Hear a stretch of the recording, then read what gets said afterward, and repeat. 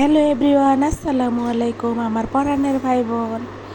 দেখো ডাটার তরকারি, যেটা গত পর্বে দেখাইতে ভুলে গিয়েছি, রেকর্ডও করি নেই, দেখাইতেও পারি নেই। তবে তরকারি কিন্তু ছিল, ডাটার তরকারি চিংড়ি মাছ দিয়ে রান্না করেছিল আমার মেজ বোন। দেখাই দিলাম সেই ডাটা তরকারি দিয়ে আমি ভাত খেয়েছি, লুকটা দেখাইলাম। আর এখন কিন্তু প্রচণ্ড রৌদ্র, আমি বাসায় আছি আর রৌদ্রের ভিডিও তোমাদের দেব না, সেটা হয় বলো পরাণের ভাই বোন? তোমরা সবাই কেমন আছো? আশা করি তোমরা সবাই অনেক ভালো আছো। আলহামদুলিল্লাহ আমিও ভালো আছি তোমাদের দোয়ায়, উপরে আল্লাহর রহমাতে। এই যে দেখো, এই যে বেগুন গাছগুলো মরে মরে কিন্তু আবার মরে না, আবার একটা একটা করে ফুল দেয়। আর 9টার ফুল গাছ, এখন কিন্তু 11টা বাজে, কিন্তু 9টার ফুল গাছে আজকে কোনো ফুল ফোটে নাই, অল্প একটা দুইটা ফুল ফুটেছে। আর অনেক রৌদ্রে দাঁড়াইয়া আমি ভিডিও করতেছি। আমি যেহেতু বাসায় কিছু কাপড় চোপড় তো অবশ্যই কাচবো, তাই না? কেচে দিয়েছিলাম একটা বিছানার চাদর, একটা মশারি, কিছু সংখ্যক পর্দা, এই যে কিছু সংখ্যক পর্দা মানে 4 পিস পর্দা, আর তার সাথে বালিশের কাবার।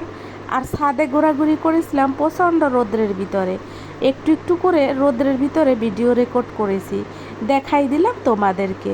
এই যে দেখো ফুলগুলা খুব সুন্দর, এই ফুলগুলা কিন্তু সত্যি পরীর বাগানের মতন মনে হয়। রূপকথার কাহিনীতে যেমন গল্প সাজে, ঠিক সেই রকম ফুলগুলা কিন্তু ফুটেছে।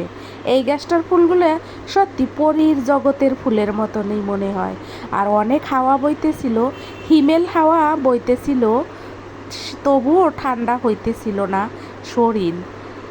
এত বাতাস, এত হাওয়া দিচ্ছিল, এত হাওয়া বইতেছিল, কিন্তু তবুও কেন জানো অনেক ব্যবসা গরম, অনেকটাই গরম। আর চারপাশে যারা আছে আসলে তারা না কেমন জানো, আমরা তাদেরকে যতই সম্মান করি শ্রদ্ধা করি, তারা ততই আমাদের উপরে একেবারে কি বলবো পেয়ে বসে। আর দেখো, কোথাও কোনো মেঘ দেখা যাচ্ছে না আকাশে। আজকের আসমানটা অনেক দূরে, অনেক সুন্দর উজ্জ্বল, উজ্জ্বল আলো ছড়িয়ে দিয়েছে আজকের আসমানটা। ভিডিওটা এলোমেলো ঘুরিয়ে ঘুরিয়ে তোমাদেরকে দেখাইলাম। কত বাতাস বইতেছে আমার এই ছাদে। পৃথিবী জুড়ে কত মানুষ আছে, তার ভিতরে কিছু মানুষ আমার আশেপাশে থাকে। হাতে গোনা একজন কি দুইজন আমি পাবো আমার মতন। আর বাকি যারা, তারা এতটা লোভী আর এতটা হিংস্র শ্রেণীর মানুষ তারা। আমার মেয়ের বার্থডের বাকি অংশ ভিডিও দেখাচ্ছি। এখান থেকে আমি গরুর গোস্ত কিনি, আমি যেদিন থেকে এই এরিয়াতে এসেছি এখান থেকেই গোস্ত কিনি। আর এই যে রাস্তার ভিতরে বাসম্যান দোকান, এখান থেকে আমি মুরগি কিনি। এখান থেকে নিয়েছিলাম 4টা মোরগ, যা হয়েছিল 4.5 কেজি।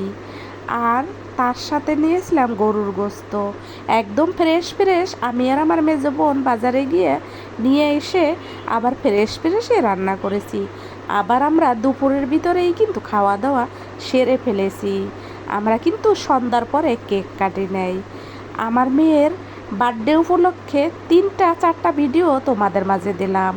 আসলে এক ভিডিওতে যদি এতগুলো দেখাইতে যাই তাহলে অনেক লং হয়ে যাবে, অনেক বড় হয়ে যাবে, তোমরা তখন দেখতে চাবা না। আমার পরাণের ভাই বোন, অডিয়েন্স ভাই বোনেরা, সম্মানিত দর্শক শ্রোতা বন্ধুরা, সুধীমণ্ডলী শ্রোতা বন্ধুরা, যে যেখান থেকে আমার ভিডিওতে আসো, আমার জন্য সবাই দোয়া করবা। আমার জন্য প্রাণ খুলে একটু দোয়া করো, আমি যেন বাকি জীবনটা নিজে হাতে কাজ করে খেয়ে পৃথিবী থেকে বিদায় নিতে পারি। আর এমন দোয়াই আমার রাজকন্যার জন্য তোমরা করবা।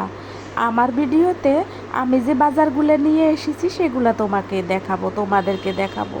গরুর গোস্ত, মুরগির গোস্ত, আর আমরা যে মুরগি আনছি তার গিলা কলিজা আলাদা করে পা এগুলো দিয়েছিল দোকানদার, আমাদের একটু পরিচিত।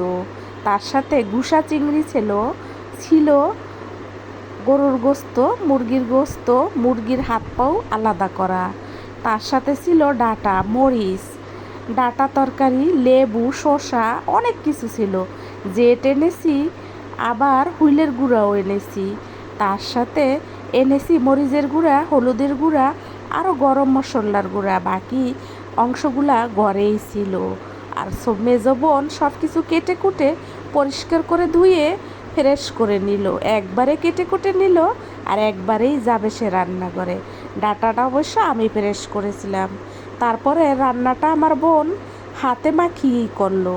এখানে অনেক ধরনের উপকরণই কিন্তু তিনি ব্যবহার করেছেন, যেমন টক দই, লেবু, গুঁড়া লিকুইড দুধ, পেস্তা, মানে অনেক কিছু, বাদাম, তারপরে হইল রোস্টের মশলা, এলাচ, দারচিনি, অনেক কিছু কিন্তু ব্যবহার করেছে।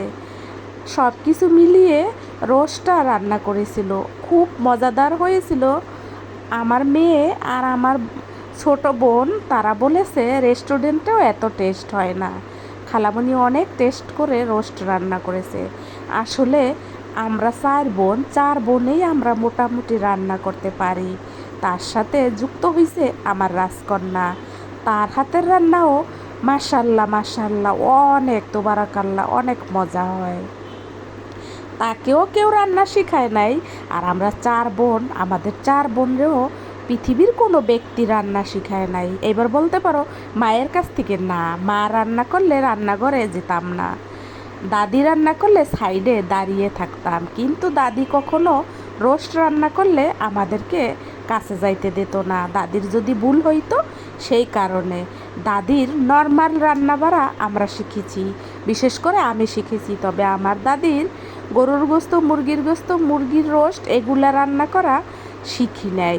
গ্রামের বাড়িতে একটা বিখ্যাত খাবার ছিল, তার নাম ছিল কোরমা, মুরগির কোরমা, হাঁসের কোরমা। কোরমা রান্না করলে কেউ দেখতে পাইতো না, পোলাও রান্না করলে কেউ দেখতে পাইতো না, শুধু খাওয়ার সময় হয়তো একটু ভাগে পাইতাম, কিন্তু রান্নাঘরে কখনোই যেতে দিত না। কোরমা যেদিন রান্না করতো, বিশেষ করে আমার মেজো কাকি তো ধারেও যাইতে দিত না। আর মা বলতো মাথা গরম হইয়া যাবে, কোরমা রান্না করার সময় কাছে আসবি না, পুড়ে যাবে। তাই তো মার রান্না কখনোই দেখি নাই, দাদির রান্না করাও দেখি নাই। তবে এখন আর কেউ কোরমা করে না, করে হয়েছে রোস্ট। এটাকে রোস্ট বলা হয়। কোরমাতে কিন্তু তোমার নারকেলের দুধ দিতে হয়, কোরমাতে সব সময় নারকেলের দুধ দিত। প্রিপারেশন করা দেখতাম, কিন্তু চুলাই দিয়ে রান্না করে ওটা কখনো দেখতে পাইতাম না। যাই হোক, আজকের রান্নাবাড়া দেখাবো না, শুধু রান্নাবাড়ার আগের অংশ এবং বাজার, তার সাথে আমি বাসায় ছিলাম, কিছু কাপড় ধুয়েছি। এই তো ছোট্ট ভিডিওটা তোমাদের মাঝে আজকে শেয়ার করলাম।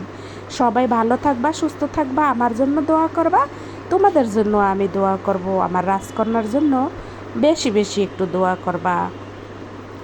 বাকি অন্য কোনো একটা নতুন ভিডিও নিয়ে অন্য কোনো দিন আবার এসে হাজির হব তোমাদের মাঝে। তত সময় তোমরা সবাই ভালো থাকো। আবারও ফিরে আসব নতুন কোনো ভিডিও নিয়ে তোমাদের মাঝে। রান্নাবাড়ার চ্যানেল কিন্তু আমার না, আমি আমার লাইফের খুঁটিনাটি দেখাই আর তোমাদের ভালোবাসা হরণ করার চেষ্টা করি। আজকের ভিডিওতে যা যা ছিল আশা করি তোমাদের ভালো লাগবে। বাজারগুলোও ফ্রেশ এনেছিলাম, রান্নাটাও ফ্রেশ, খানাটাও আমরা ফ্রেশ খেয়েছিলাম। আজকের ভিডিওটা বেশি লং না, ছোট্ট একটা ভিডিও, ধৈর্য সহকারে দেখে আমাকে একটা লাইক দিয়ে যাবে আমার পরাণের ভাই বোন এবং দর্শক শ্রোতা বন্ধুরা। আজকের জন্য এ পর্যন্ত। দেখো আমার বোন কিন্তু হাতে মাখিয়েই গোশটা বসিয়ে দিয়েছিল, রোস্টটাও কিন্তু হাতে মাখিয়েই বসিয়ে দিয়েছিল। যেহেতু মুরগিটা দেশি আর মুরগি ছিল না, ওগুলো ছিল মোরগ, আমি বেশিরভাগ মোরগ দিয়েই রোস্ট বানাই, রোস্টের জন্য আমি সবসময় মোরগেই কিনি। যাই হোক, আজকের ছোট্ট ভিডিওটা তোমাদের কেমন লাগলো, কে কে আমাকে ভালোবেসে কমেন্ট লিখবা, অবশ্যই জলদি চট করে একটা কমেন্ট লিখে ফেলাও। ছোট্ট চ্যানেলের পাশে থেকে যাও। ভালো থাকো, আসসালামু আলাইকুম, আল্লাহ হাফেজ।